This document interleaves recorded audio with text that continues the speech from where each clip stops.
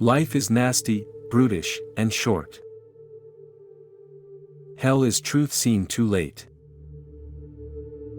The interpretation of the laws of nature in a commonwealth dependeth not on the books of moral philosophy.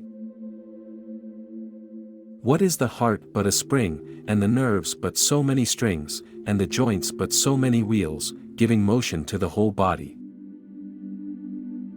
So that every crime is a sin, but not every sin a crime.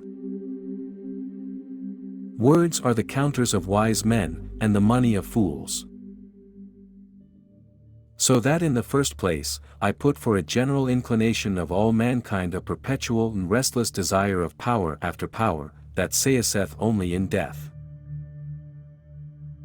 And because the condition of man, as hath been declared in the precedent chapter, is a condition of war of every one against every one, in which case every one is governed by his own reason, and there is nothing he can make use of, that may not be a help unto him, in preserving his life against his enemies, it followeth, that in such a condition, every man has a right to everything, even to one another's body. Whatsoever therefore is consequent to a time of war, where every man is enemy to every man, the same consequent to the time wherein men live without other security than what their own strength and their own invention shall furnish them withal. In such condition there is no place for industry, no knowledge of the face of the earth, no account of time, no arts, no letters, no society, and which is worst of all, continual fear and danger of violent death, and the life of man, solitary, poor, nasty, brutish, and short. The first and fundamental law of nature, which is, to seek peace and follow it. Leisure is the mother of philosophy, and commonwealth, the mother of peace, and leisure, where first were great and flourishing cities, there was first the study of philosophy. It is not easy to fall into any absurdity, unless it be by the length of an account, wherein he may perhaps forget what went before. For all men by nature reason alike, and well, when they have good principles.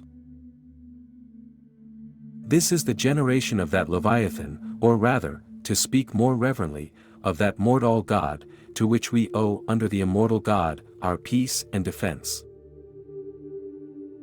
The office of the sovereign, be it a monarch or an assembly, consisteth in the end for which he was trusted with the sovereign power, namely the procuration of the safety of the people, to which he is obliged by the law of nature.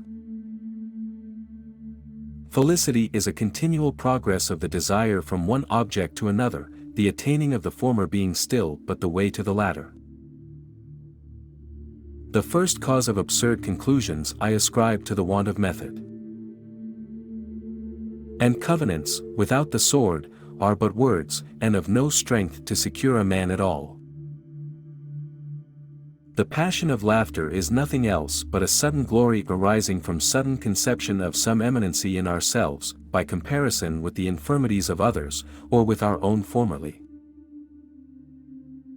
No arts, no letters, no society, and which is worst of all, continual fear and danger of violent death, and the life of man solitary, poor, nasty, brutish, and short.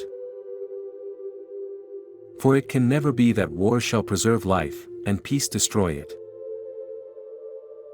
And when all the world is overcharged with inhabitants, then the last remedy of all is war, which provideth for every man, by victory or death.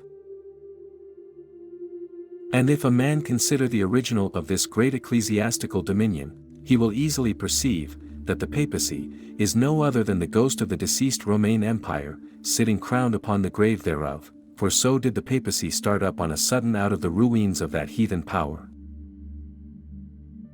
To say he hath spoken to him in a dream, is no more than to say he dreamed that God spake to him, which is not of force to win belief from any man, that knows dreams are for the most part natural, and may proceed from former thoughts, and such dreams as that, from self-conceit, and foolish arrogance, and false opinion of a man's own goodliness, or other virtue, by which he thinks he hath merited the favor of extraordinary revelation.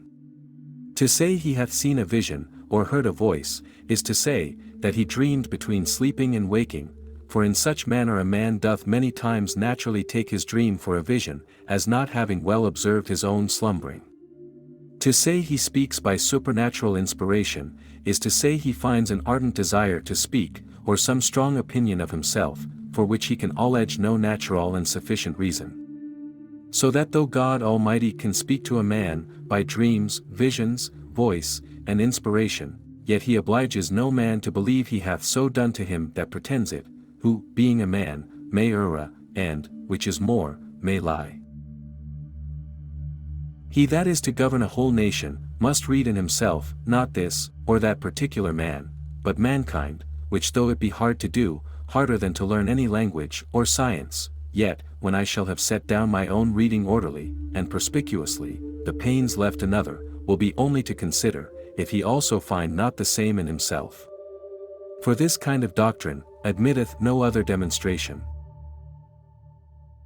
That a man be willing, when others are so too, as far forth, as for peace, and defense of himself he shall think it necessary, to lay down this right to all things, and be contented with so much liberty against other men, as he would allow other men against himself.